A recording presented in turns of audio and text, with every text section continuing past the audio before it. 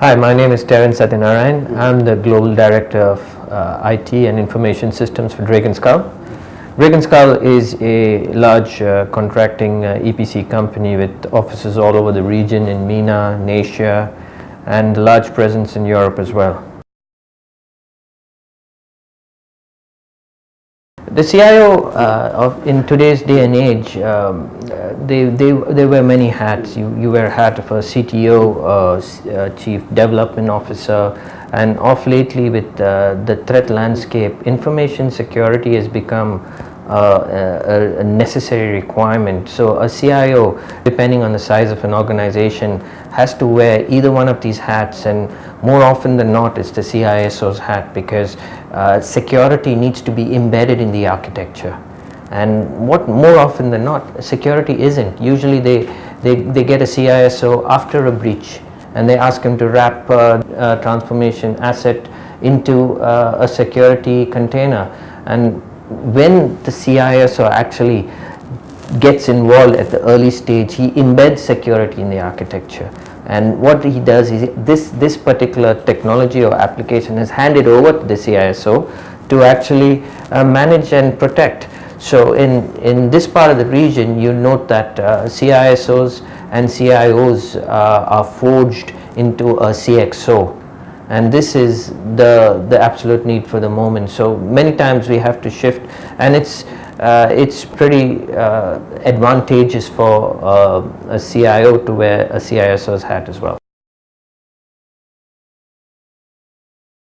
Board involvement in security, it's not board involvement, it's actually the board have to set the tone for security, because security is something, it's not a, you could say it's a it's a top-down ownership with a bottom-up accountability. So the tone must be set from the board itself, because technology, security, information security is not just about digital assets. It's people, it's processes and technology, and people being the weakest link in many of these entities and many of the enterprises.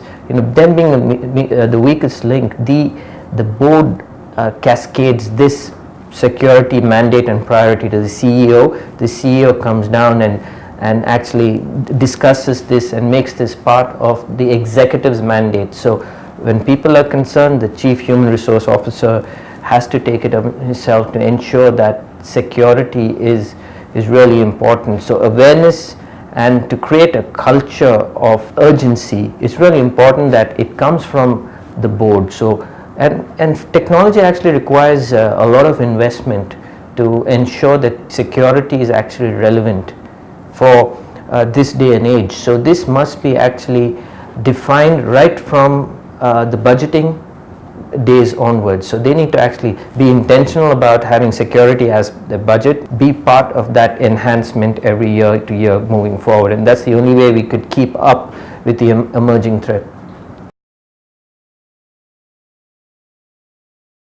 Initially, the CISO role was actually forged to actually protect digital assets, and as the threat landscape evolved, I see the CISO role moving from protect to prevent, from being a design consultant at the architecture stage to moving from a defensive role to a more counter-offensive role. This is really important for the CISO, because if one has got to understand the threat driver and the motive behind an attack, not just defend, and if you don't do that, and if you don't move on the front foot, you actually be a sitting duck for amateur attackers out there.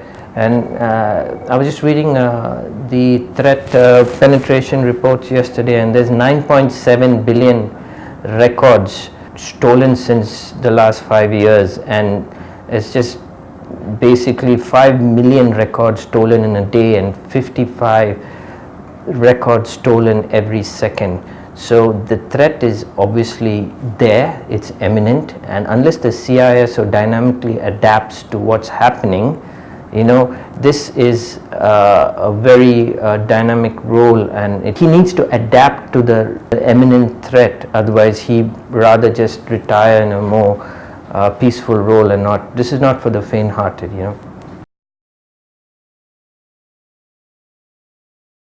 They constantly require an identity shift. When I say identity shift, I mean that with experience, you comes with a story. With every story, you develop skills, and skills mature comes into competency.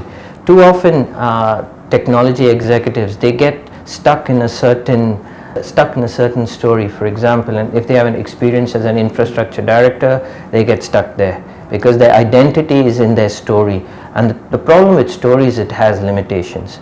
So as a CISO, you really got to have the drive to keep learning, to keep growing, to keep studying, to keep understanding what is out there. Because the moment you want to do more, and you want to give more, and you want to innovate more, you can break through the barriers of those limitations by technology innovations. So a CISO needs to constantly be innovating and disrupting himself by using people, process, and technology, and that's what I think is required.